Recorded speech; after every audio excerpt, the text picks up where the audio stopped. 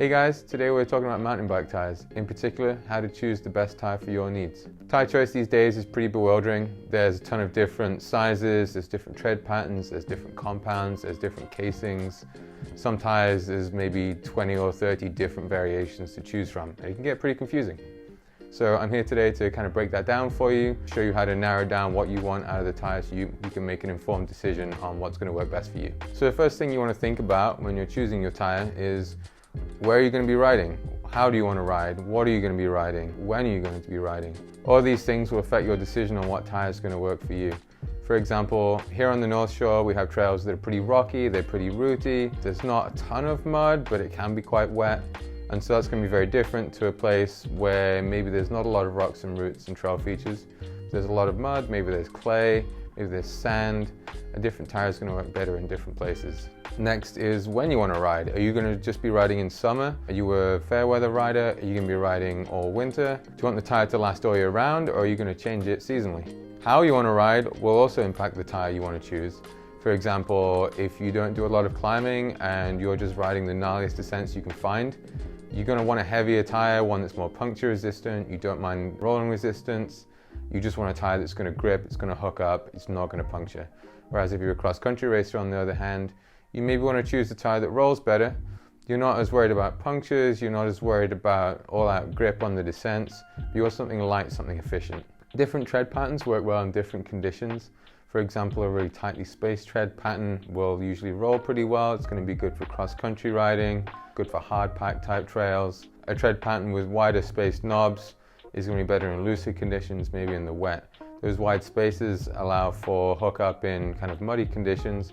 Also allows for debris and mud to be ejected from the tire as you're riding. It goes all the way to extremes, such as this Maxxis Shorty mud tire, for example, has super wide spacing, really deep knobs. It means it hooks up really well in the wet, but on a dry trail, it's going to have a lot of resistance. It's not going to pedal very well, but it works really well in the mud. There's tires in between that work better in mixed conditions. For example, the Maxxis Minion DHF is one of our go-to tires. It works well in the wet, it works well in the dry, it works well in most places. And for that reason, this tire has been around for more than 20 years now and is a go-to for a lot of people. You also have the Minion DHR. The R stands for rear. It works better on the rear.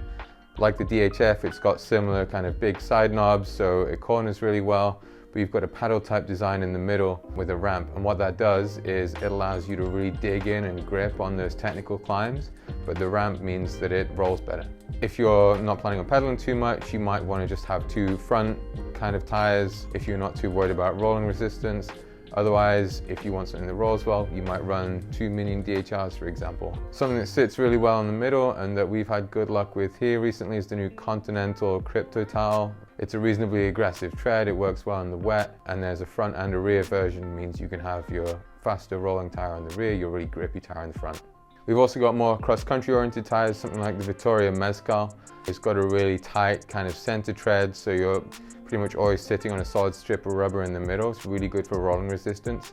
It's got smaller knobs so that when you lean it over, it's got a little bit of grip, but it's not super aggressive. The next thing you want to choose is your tire casing. So casing is what actually makes up the tire itself. The casing is kind of the carcass of the tire, and it comes in different thicknesses. So from single ply, which is one layer of rubber and nylon, all the way up to dual ply, which is essentially two tires in one. It's a double thickness, super puncture proof, but also quite heavy. Many brands will just have a single ply and a dual ply option. There are also brands that have a few different options in between. Maxxis, for example, you have the EXO casing, which is their single ply, kind of quite compliant casing. It's nice and light, it pedals well, it's efficient, it's got good compliance and grip. All the way up to their DH casing, which is a double ply tire. It's really heavy duty, it's very puncture proof, but the trade-offs are that it rolls a bit slower, and it's definitely, it handles differently, it's harder to move around. More suitable for a downhill bike or bike park enduro bike. In the middle we have casings like EXO Plus, Double Down, and they're a trade-off between single ply and dual, in that they add more layers into the casing to prevent punctures. So if you are a trail rider or an enduro rider, you want less weight, but you want a grippy tire that's not going to puncture as well, something like an EXO Plus or a Double Down might be what you want. There are lots of different rubber compounds, all the way from quite firm all the way up to super sticky and soft. A firm compound will roll better but won't necessarily grip quite as well, whereas a super sticky compound is great for grip. Trade-off is rolling resistance. You run a super sticky compound if all you're doing is descending. Firmer compounds will be good for cross-country things where you prioritize speed and efficiency. Many tire companies are now using several different compounds in one tire. Vittoria, for example, has a 4C, 4-compound technology. Maxxis has their 3C triple compound. What that means is they're able to layer a firm base layer compound and put softer layers over it. That way you get more grip when you need it in the corners, but the tire is more durable thanks to that firmer base compound. Maxxis has several different compounds. For example, in their 3C lineup, they go from max speed up to max terra and then max grip. Max speed is it says it in the name, it's their fastest compound. It's great for cross-country and that type of riding. Max terra is somewhere in between where it has better grip on the side knobs, kind of type of trail riding. Max grip is their softest compound. Makes a really good front tire. It works really well on the North Shore, especially in the wet, and it's a great downhill compound. Some good examples of tires that work really well here on the North Shore with the Maxxis Minion DHR. We like to run that as a rear tire. The Minion DHF works really well as an all-condition, all-around tire. You can't really go wrong either front or rear. It tends to work pretty well in the dry, it works pretty well in the wet. It's not amazing at either, but you can count on it pretty much all year round. The Maxxis Shorty is a great super wet weather mud tire. It's more of a race only kind of tire in that you might only use it for a race where you know the conditions are going to be super muddy, or if you're going to a place where there's not too many rocks and roots. The Maxxis Assegai is another favorite of ours. Fairly new, only developed in the last few years, but it works really well as a front tire here on the North Shore especially. We quite like it as a front and rear in the winter because it hooks up so well. One of our new favorites actually is the new Continental Kryptotal front and rear. They actually work pretty well, especially in the winter, although it is a mixed conditions pair.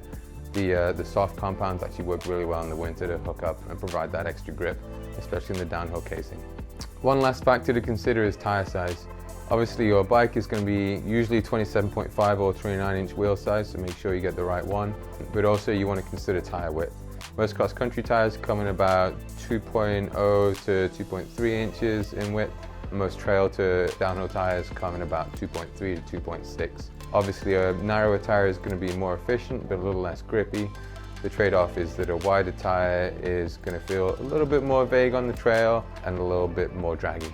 If you've got any questions for us that we didn't cover in the video, feel free to shoot us a message or let us know in the comments. Thanks for watching and see you on the trails.